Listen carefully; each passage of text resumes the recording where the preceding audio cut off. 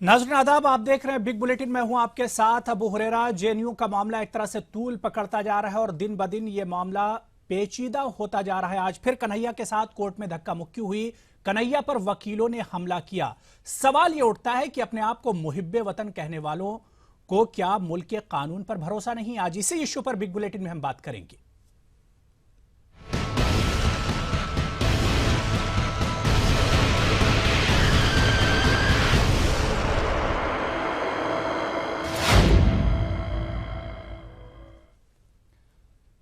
जी हां, जेएनयू में मुल्क मुखालिफ नारेबाजी के बाद सियासत गरमाई हुई है। जेएनयू कैंपस इन दिनों सियासी अखाड़ा बन गया है। इस मामले के बाद जहां यूनिवर्सिटी में तालीमी निजाम दरहम बरहम है, वहीं तलबा और असातिज़ा भी तशवीश में मुब्तला हैं। उधर आज फिर कन्हैया की पेशी के वक्त कोर्ट में हंगामा हुआ। कुछ वकीलों ने कन्हैया पर हमला कर दिया और यह सब कुछ पुलिस की मौजूदगी में हुआ। खैर, कन्हैया को 2 मार्च तक अदालती तहवील में भेज दिया गया है। इस बीच इस पूरे मामले को लेकर सियासत भी तेज हो गई है। सीपीएम के सीताराम येचुरी ने कहा कि दिल्ली और कोर्ट में जो कुछ भी हो रहा है यह बहुत गलत है। वहीं पुलिस कमिश्नर बीएस बस्सी का कहना है कि कोर्ट में हंगामा करने वाले 3 वकीलों की पहचान कर ली गई है। सवाल यह उठता है कि कन्हैया पर हमला करने वालों को क्या मुल्क के कानून पर भरोसा नहीं है, या ये लोग नज्म नस्क का मजाक उड़ा रहे हैं? क्योंकि मुल्क मुखालिफ किसी भी सरगर्मी को हरगिज बर्दाश्त नहीं किया जा सकता, लेकिन किसी भी गुनहगार को इस तरह सजा देने का हक किसी को नहीं दिया जा सकता। मुल्क का अपना आइन है, अपना कानून है और कोर्ट किसी भी मामले की जांच पड़ताल करने के बाद ही हतमी फैसले पर पहुंचता है। ऐसे में कोर्ट में होने वाले हंगामे से कई तरह के सवाल उठते हैं कि क्या इन फरीकों को कानून पर भरोसा नहीं है? जेएनयू मामले पर बीजेपी और कांग्रेस आमने सामने हैं, तो वहीं मुल्क भर में यह मामला चर्चा का मौजू बना हुआ है।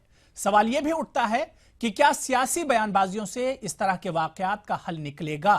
क्या इस तरह के मामलात में हुकूमत और इंतजामिया को तह तक जाने की जरूरत नहीं है? और सवाल यह भी उठता है कि क्या सिर्फ जेएनयू को अपनी सियासत चमकाने के लिए सियासी अखाड़ा बनाया जा रहा है?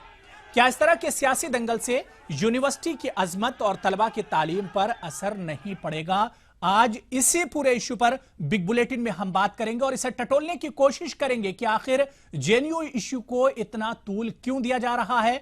और जाहिर सी बात है, अगर मुल्क मुखालिफ सरगर्मियां अंजाम दी गई हैं तो उसमें किसी अनासिर को इस तरह से सजा देने की इजाजत नहीं दी जा सकती। कानून अपना काम करेगा, आइन अपना काम करेगा, कोर्ट अपना काम करेगा। किसी बाहरी शख्स को या किसी दूसरे शख्स को सजा देने की इजाजत हरगिज नहीं दी जा सकती।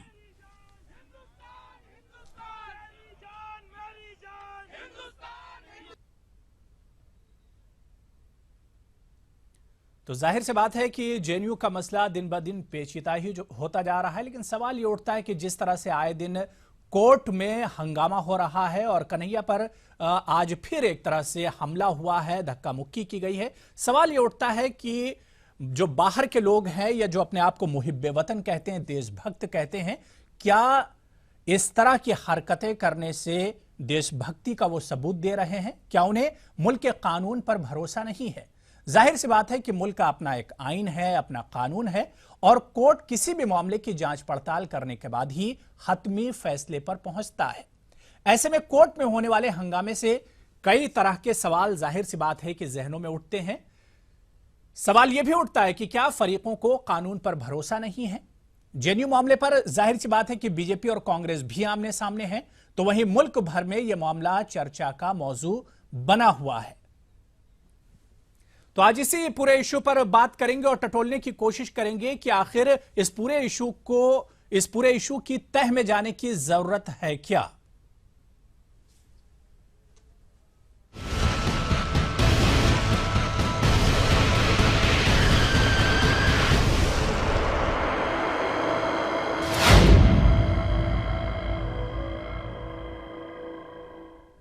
तो चलिए, 4 खास मेहमान इस पूरे इशू पर बातचीत करने के लिए हमारे साथ जुड़ गए हैं। बहुत जल्दी अपने खास मेहमानों का आपसे तारुफ करा दें। हमारे साथ मुंबई से एडवोकेट आरती साठे जी, जो कि तर्जुमान है कांग्रेस महाराष्ट्र के, हमारे साथ मुंबई से जुड़ी हुई हैं। इसके अलावा मनीषा बांगर जी एक्टिविस्ट हैं, हैदराबाद से हमारे साथ जुड़ी हुई हैं।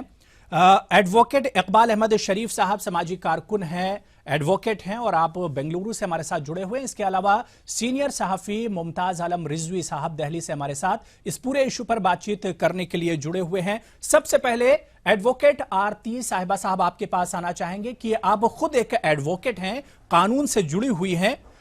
कन्हैया के मामले को लेकर, जेएनयू इशू को लेकर जिस तरह से कोर्ट में हंगामा बरपा हो रहा है, इसे कैसे आप देखती हैं आरती जी?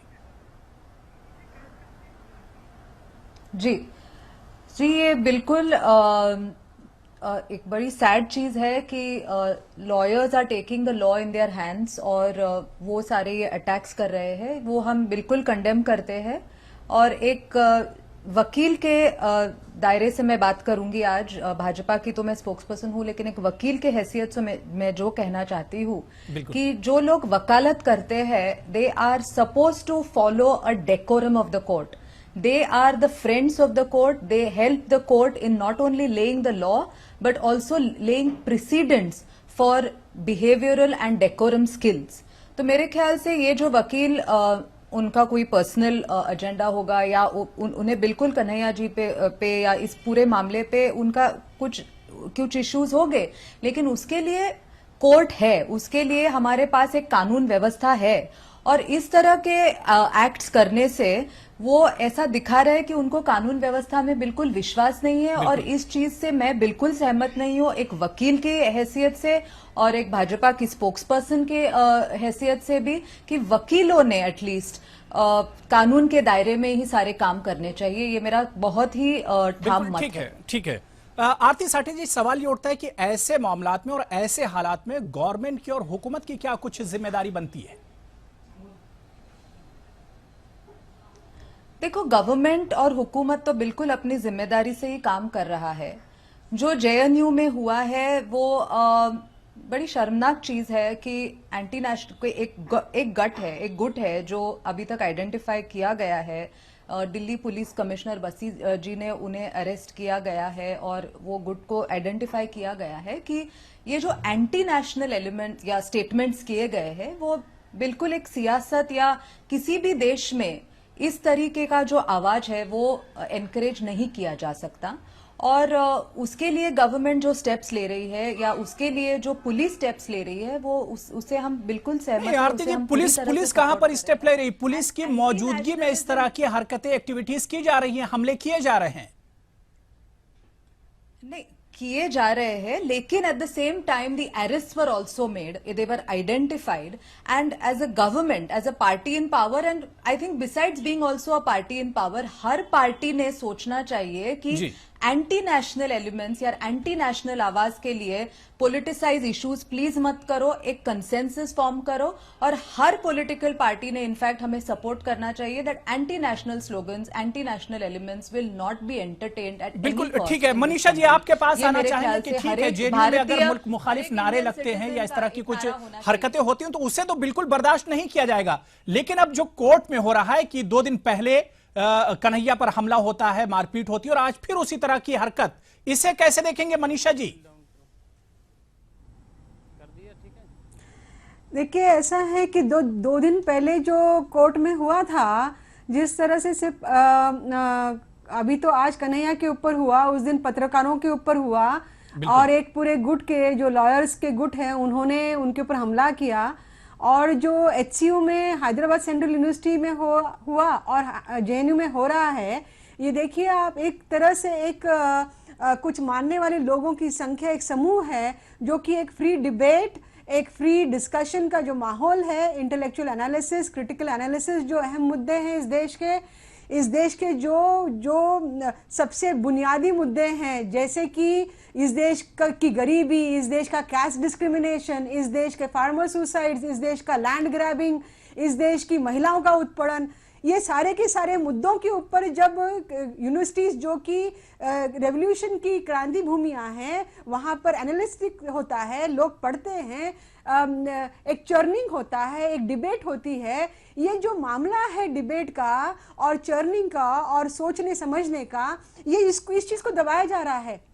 एक पूरी का पूरा समूह है, चाहे वो पॉलिटिकल पार्टी या उनकी ऑर्गेनाइजेशंस हो, वो ये चाहते हैं कि इस तरह का कोई भी विवाद और उसका ऊपर कोई डिबेट नहीं होनी चाहिए। और वही ये जो समर्थन करने वाले लोग हैं, आइडियोलॉजिकल बेसिस है इन चीजों को, और उन लोगों के जो, क्योंकि समाज से आते हैं, लॉयर्स आते कहां से हैं, पुलिस आती कहां से है, जो लोग इंस्टीट्यूशंस है, जो कॉन्स्टिट्यूशन को संभालने वाले इंस्टीट्यूशंस है, पॉलिटिकल डेमोक्रेसी को संभालने वाले इंस्टीट्यूशंस है, जो लोकतंत्र जिसके बलबूते पे होता है, ये लोग आते कहां से है? वो जिस तरह से सोचते हैं, जिस तरह से उनका माइंड चर्निंग होता है, तो वो अगर आप जुडिशरी का मामला ले लें, आप पुलिस का मामला ले लें, क्योंकि अब देखिए थोड़े दिन के पहले एचसीयू में जो हुआ था, वहां पर भी पुलिस लोगों ने जाति की, जो जेएनयू के एचसीयू के मामले में जब जेएनयू के स्टूडेंट्स रास्ते पे आए तो उन लोगों को किस तरह से बेरहमी से मारा गया। आज ये बताया जाता है कि जिस व्यक्ति ने वहां पर स्लोगनरिंग की थी, उन लोगों को चिन्हित करो, उनको पकड़ो, और उनको पकड़ने के बाद में उनके साथ जो कार्रवाई करनी है वो होती रहेगी, बिल्कुल और ठीक वो है होगी, जी। और वो हो रही है। इकबाल शरीफ साहब, आपके पास आना चाहेंगे क्योंकि खुद आप एक कानूनदा हैं, एडवोकेट हैं और इस पेशे से जुड़े हुए हैं। दिल्ली में कोर्ट में जिस तरह से आए दिन हो रहा है, मतलब कन्हैया के मामले में 2 बार एक के बाद एक 2 हमले हुए, मारपीट की गई और वकीलों के जरिए से की गई, इसे कैसे देखते हैं? क्योंकि खुद आप एक एडवोकेट हैं, कैसे इसे देखते हैं इस वाकये को आप, इकबाल साहब? देखिए, यहाँ एडवोकेट का मामला नहीं है, एक बहुत बड़ा नेशनल मामला है। ये जो दिल्ली में जेएनयू में हुआ, उसको हैदराबाद यूनिवर्सिटी में जो हुआ उसके साथ लिंक करने की ज़रूरत है, और गुजरात में वो लड़के को बंदी बनाकर रखा गया है, उस पर भी गौर करने की ज़रूरत है। क्योंकि सेडिशन किसी ने कुछ बात कह दी, उसको सेडिशन का छाछ डाल के उसको बगैर चालान किए या चालान को प्रोसेस को बरसों तक घसीटते हुए जेल में रखना, यह एक बाकायदा एक साजिश है। यह साजिश है, ये इसको समझने के लिए यह बात जानने की जरूरत है कि दुनिया भर में, इकबाल शरीफ साहब, आपका कहना है कि जिस तरह से वकीलों ने कोर्ट में किया है, किसी के इशारे पर ये सब हरकतें की जा रही हैं? यह वकीलों का किया हुआ है, इसका सबूत क्या है? जेएनयू के ताल्लुक से जितनी भी बातें हुई हैं उसके ऊपर शक की बुनियाद है, पक्का रिपोर्ट नहीं। इसका सबूत यह है कि कमीशन रखा गया है इसकी इंक्वायरी के लिए। उसका मतलब यह कि अब तक जो कुछ न्यूज़ आई है वो सही नहीं है। और आरएसएस के आदमी जो बीजेपी में ही, जो अखिल भारत विद्या परिषद के हैं, इन लोगों की ईमानदारी के बारे में कुछ नहीं कहा जा सकता, क्योंकि ये अपना भेष बदल कर अपनी कार्रवाइयां करते हैं। कभी बीजेपी के बन गए, कभी वीएचपी के बन गए, कभी बजरंग दल के बन गए, और अब वकील बन जाते हैं, कभी डॉक्टर बन के भी करेंगे। ये लोग अपना अपना अलग अलग रूप करके दूसरों को बदनाम करते हैं, वकीलों को बदनाम करने की। जी, मुमताज आलम रिजवी साहब, शुरू से ही इस पूरे मामले को आप कवर करते रहे, क्योंकि दिल्ली से ही आपका ताल्लुक है। जानना चाहेंगे कि जिस तरह से कोर्ट में जो हंगामा हो रहा है, जेएनयू से निकलकर अब ये मामला सड़कों पर आ गया है, तो क्या मुल्क से मोहब्बत का जो फैसला है वो सड़कों पर इस तरह से टकराव से होगा? मुमताज साहब, देखिए, जब कोर्ट में मामला आ जाता है तो मामला अदालत का हो जाता है। न ये मुल्क का रहता है, और न ये सड़क का रहता है, और न ये कहीं का रहता है, बल्कि ये अदालत का हो जाता है। जिन लोगों को अदलिया पर यकीन है वो यकीनन ऐसी हरकत नहीं करेंगे कि मारपीट करेंगे। और अबू हुरैरा साहब, माफ कीजिएगा, ये पहली बार ऐसा हुआ कि इसको इस तरीके से दिखाया जा रहा है, वरना इससे पहले भी मैं आपको बताऊं, लखनऊ की अदालत में, बनारस के अदालत में, जब भी मुस्लिम नौजवान दहशतगर्दी के इल्जाम में पकड़े जाते हैं, तमाम वकला इस किस्म के वकील उनके खिलाफ खड़े होते हैं, उनको मारते हैं, पीटते हैं, जो मुकदमा लड़ता है वकील उसको मारते हैं। तो ये पहली बार नहीं हो रहा है, लेकिन मुझे बहुत खुशी है कि कम से कम इस मसले को उठाया गया। दूसरी चीज, अबू हुरैरा साहब, इससे बढ़ करके आज हुआ है कि सुप्रीम कोर्ट ने 6 रुकनी एक कमेटी तश्कील दी थी कि जो हमला हुआ है पटियाला हाउस कोर्ट में, उसकी जाइए जांच करने जाइए। वो पुलिस सिक्योरिटी में गई वो टीम, लेकिन उसको पाकिस्तान का दलाल कहा गया। सुप्रीम कोर्ट की टीम को आप देख लीजिए कि मुल्क किस कहां पे खड़ा है। सुप्रीम कोर्ट की तश्कील दी गई टीम को पाकिस्तान का दलाल कहा गया, उनको गालियां दी गई, उन पे पत्थर मारे गए। तो अगर सुप्रीम कोर्ट की टीम पे, सुप्रीम कोर्ट के डेलीगेशन पे ये हो सकता है, तो आप बिल्कुल जाहिर सी बात है, तब तो एक लम्हा फिक्रिया और सोचने की चीज है। जी, बिल्कुल, जाहिर सी बात है मुमताज साहब लौट कर आएंगे और इसी इश्यू पर आएंगे। सवाल यह भी उठता है कि क्या इस तरह के टकराव को रोकने के लिए सियासी पार्टियों को सामने आना चाहिए। छोटा सा ब्रेक लेंगे, चारों खास मेहमान इस इश्यू पर हमारे साथ जुड़े हुए हैं। छोटा सा ब्रेक।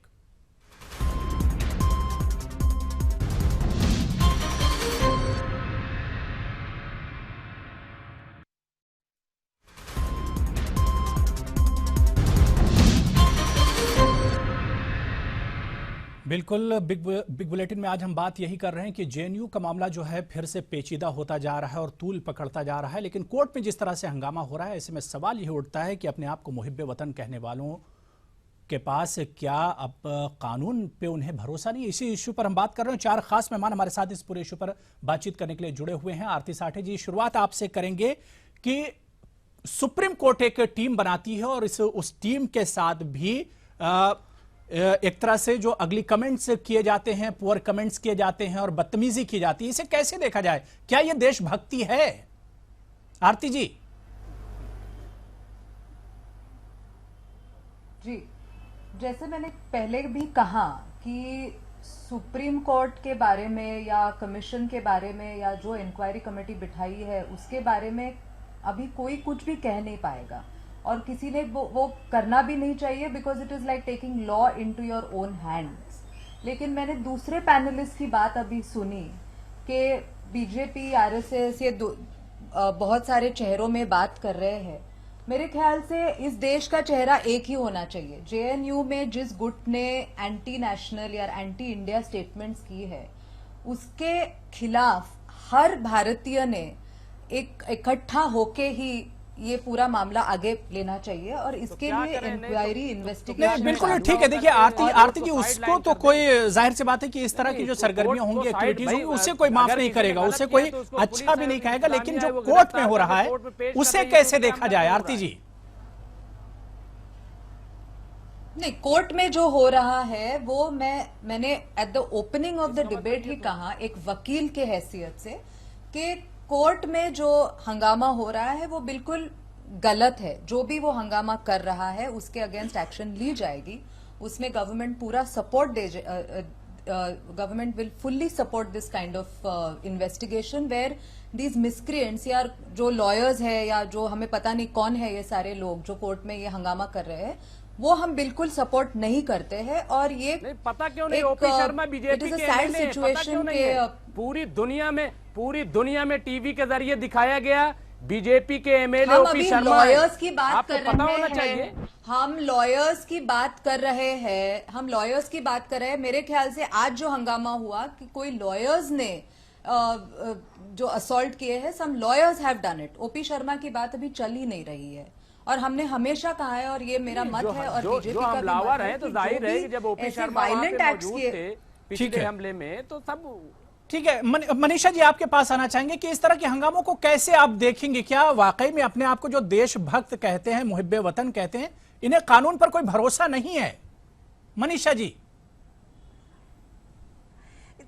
हाँ जी, देशभक्त जो कहने वाले खुद के लोग हैं, इनको इनका सर्टिफिकेट किसने दिया पता नहीं, मगर इन्होंने अपना एक फ्रीडम, एक तरीके का विथ इम्प्यूनिटी ले लिया कि जो लोग यूनिवर्सिटीज में या कोई भी स्पेस में कोई डिबेट करेंगे या अहम मुद्दे के ऊपर बात करेंगे, एचयू में उन्होंने जिन लोगों ने, जो बच्चों के रूम में से गौतम बुद्ध की, डॉक्टर अंबेडकर की, शिवाजी महाराज, ज्योति और सावित्रीबाई फुले की फोटोज आई है, जिन्होंने पूरे कौम को, एससी एसटी ओबीसी माइनॉरिटीज जो कि सबसे ज्यादा इस देश में सताए हुए लोग हैं, उनकी बातें कही। उनको बंडारू दत्तात्रेय ने और स्मृति ईरानी ने एंटी नेशनल और टेररिस्ट कही। ये जो इस तरह का इंप्यूनिटी के साथ में लेबलिंग जो चल रहा है इस देश में, वो उन लोगों से चल रहा है जो कि अपने आइकन्स को और आरएसएस के लोगों को, ये मिक्सिंग नहीं, ये देशभक्त किसको बोल रहे हैं और एंटी नेशनल किसको बोल रहे हैं और कौन कह रहा है? ठीक है। दरअसल इकबाल साहब आपके पास आना चाहेंगे। इकबाल साहब, जो लोग कोर्ट में इस तरह की हरकतें करते हैं, अगर उन्हें वकील कहा जा रहा है या वकील के नाम पर वो लोग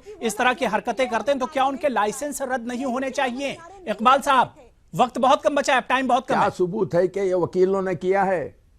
क्या सबूत है? क्या हमने देखा नहीं है कि आरएसएस वाले बुरखे पहनकर अपने आप को मुसलमान खातून पेश करते हैं, दाढ़ियां लगाकर, लुंगी पहनकर, सर पे टोपी रख के अपने आप को मुसलमान बना के मुसलमानों की मस्जिदों से पत्थर फिंकवा कर फसाद नहीं करते। ये कई रिपोर्टों में आकर है। ये यकीनन ये बात पर हमको शक हो सकता है कि ये आरएसएस वालों ने वकीलों का लिबास पहन के किया है, और क्या कह सकते हैं इसको। इंक्वायरी होकर रिपोर्ट आने दीजिए, तब और तो मैं तो पता ये चलेगा। मैं तो ये कहना है, चाहूंगी, और ये आरएसएस का जो है, ये देखिए अब प्रेजेंटली जो इंडिया के अंदर सरकार है उसकी एक बहुत बड़ी मजबूरी है जो दुनिया में किसी सरकार को भी नहीं थी आज तक तारीख में, और ना दुनिया के किसी और मुल्क में ऐसी है। बिल्कुल ठीक है। हर मुल्क मुमताज के मुमताज अंदर आलम साहब, प्राइम 10 मिनिस्टर सेकंड जो आपको होता भी है, देंगे। क्या इस तरह गवर्नमेंट की जो हिंसा होती से है वकीलों ने वो देशभक्ति हुकूमत साबित कर दी है इन लोगों ने। मैं तो ये कहना चाहूंगी, मुमताज साहब, मैं इस बात 10 को सेकंड कहना में चाहूंगी, वाइंड अप करेंगे मुमताज साहब। बल्कि इससे खुद हुकूमत को नुकसान होने जा रहा है। मैं बता रहा हूं, मैं एक छोटा सा वाकया आपको बता के बात खत्म कर दूंगा। ये थे कि मुल्क की क्या सूरत हाल है। देखिए, मेरा एक छोटा बेटा जो 2.25 साल का था तब मोदी को पहचानता था, आज उसका फोन आया, मुसव्विर आलम रिजवी जो 4 साल का हो रहा है, उसने कहा कि अब अब्बा दिल्ली पे हमला हो गया। तो अगर ऐसी तस्वीर पैदा होगी तो इसका नुकसान किसका होगा? मोदी जी की अच्छी तस्वीर जाहिर सी बात है कि इस तरह के अगर वाकयात होते रहे और बिल्कुल अदालतों में अगर इस तरह के वाकयात होते रहे, कोर्ट में होते रहे, तो जाहिर सी बात है कि नुकसान मुल्क का ही होने वाला है, अवाम का और समाज का नुकसान होने वाला है। इस तरह के मामलात में जाहिर सी बात है कि बहुत बारीकी से समझने और सोचने की जरूरत है। बिग बुलेटिन में आज वक्त बहुत कम था। तमाम मेहमानों का शामिल होने के लिए बहुत बहुत शुक्रिया। कल फिर किसी बड़े इशू के साथ हम हाजिर होंगे। आदाब।